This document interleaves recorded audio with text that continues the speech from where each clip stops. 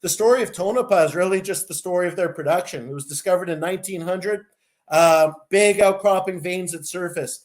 Nevada is known as the silver state primarily because of the Comstock Lode, which was discovered in the late 1850s, early 1860s. That was such a rich deposit that it actually helped fund the American Civil War. It was that contribution to the war that gave them their seats in the Senate, and it led to this massive gold rush to Nevada. Now that gold rush petered out by around the 1880s, 1890s. And by, the early 1900s, about something like 80% or 80% or so of the population in Nevada had left to chase riches elsewhere. Really, the only people left in Nevada at that time were just cattle ranchers and First Nations people. And it just so happens that Tonopah was discovered by a cattle rancher and his trusty mule as he was walking between camps. That was discovered in 1900. It led to the last big gold rush in Nevada prior to World War I.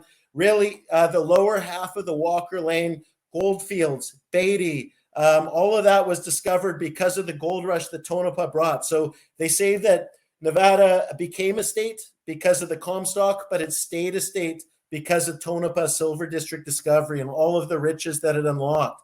Up until the mid-1930s, Tonopah itself, the Mizpah Hotel, was the largest building in all of Nevada at 5 stories high. So Nevada, Tonopah as a real place in Nevada history. People like Mark Twain went through there. Wyatt Earp was a deputy sheriff in Nye County, in Esmeralda County, where a project is. So, there's some major historical figures that have come through there. In fact, Howard Hughes actually owned a large part of our property in the 1960s. So, when we picked up Tonopah, we wanted to show one thing. What you'll see here is that production was like a hockey stick chart up from the discovery to when the major mining companies all set up shop in Tonopah in the mid-1910s. Lots of consolidation happened, but it dropped off a cliff around World War I.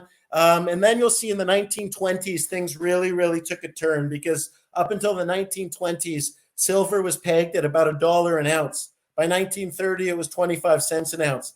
That sent everything in the district belly up. There was no real commercial production happening in the district beyond 1930. There was a lot of stuff happening with the surface level deposits and such, small scale mining, but no commercial production. So we're the first group to go back in, and really it was a proof of concept when we picked up the property. And the proof of concept was simple.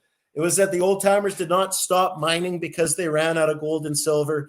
They stopped mining because the low metals prices forced all the companies into bankruptcy. Well, guess what? We proved that.